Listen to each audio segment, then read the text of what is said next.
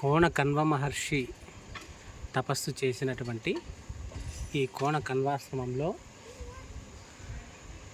ఇక్కడ ఉన్నటువంటి ఈ కోనేరు ఆ కాలం నుంచి కూడా ఉంది.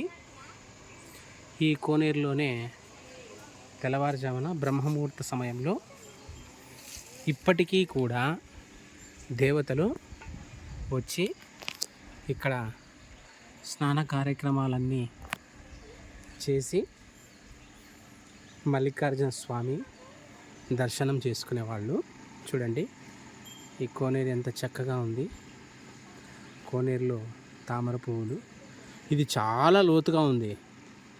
ఇప్పుడు నీళ్ళు ఎక్కువగా ఉన్నాయి కాబట్టి చక్కగా మనము పైకంతా కనిపిస్తుంది కోనేరు. ఇప్పటికీ కూడా సిద్ధయోగులు, సిద్ధ పురుషులందరూ కూడా ఇక్కడికి వచ్చి తెల్లవారుజాము సమయంలో స్నానం ఆచరించి శబ్దాలు కూడా వింటూ ఉంటారు. నేటికి కూడా వారి యొక్క